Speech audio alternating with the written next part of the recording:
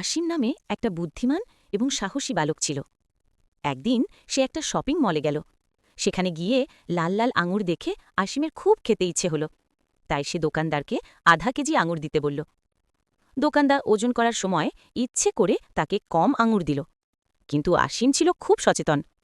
সে সঙ্গে সঙ্গে বলল, চাচা, আপনি আমাকে ওজনে কম আঙুর দিচ্ছেন কেন? দোকানদার চতুরতার ভান করে বলল, কম থাকলে তো তোমার বহন করতে সুবিধা হবে, তাই। আসিম কিছু না বলে দোকানদারের হাতে টাকা গুজে দিয়ে দোকান থেকে বেরিয়ে গেল। দোকানদার টাকা গুনে দেখল টাকা কম। তখন সে তাড়াতাড়ি আসিমকে ডাক দিয়ে বলল, এই ছেলে, তুমি তো আমাকে কম টাকা দিয়েছ। আসিম হাসি মুখে জবাব দিল, বেশি টাকা দিলে গুনতে তো আপনার কষ্ট হবে, তাই না চাচা? তাই কিছু টাকা কম দিলাম। এই গল্প থেকে আমরা জানতে পারলাম, চালাকির জবাব চালাকিতেই দিতে হয়। আর যারা অন্যকে ঠকাতে চায় তারা নিজেরাই শেষ পর্যন্ত ঠকে যায়।